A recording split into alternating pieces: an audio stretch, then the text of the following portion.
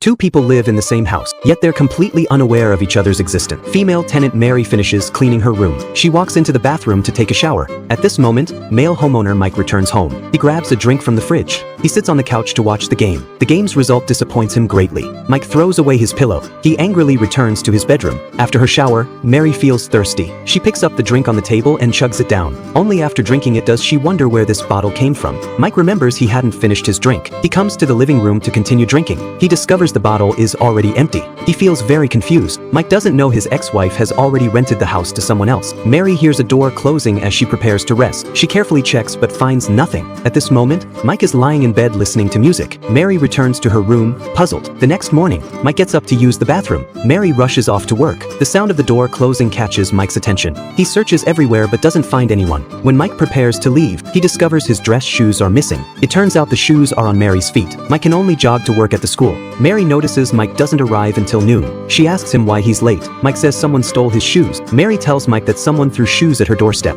The more they chat, the more their experiences seem similar. They both suspect someone else is living in their homes. That evening, the two head home together. They discover they live in the same neighborhood. Just as they reach the front door, Mike gets a phone call. Mary goes home first. Mike then returns home to use the bathroom. Mary suddenly hears a door closing. She works up the courage to open the door and check. Hearing the commotion, Mike frantically rushes out of the bathroom. There's no one outside. He nervously hides in the bedroom and grabs his baseball bat. Mary hears strange sounds again. She carefully walks to the living room. She suddenly feels nauseous. She immediately runs into the bathroom. She discovers someone has used the toilet in her home. She immediately calls Mike for help. Mike prepares to rush over to help. Suddenly he hears sounds in his own home again. Gripping the baseball bat, he walks to the living room to investigate. Mary also happens to emerge from the bathroom. The two finally meet face to face in the living room. They both stare at each other in complete shock.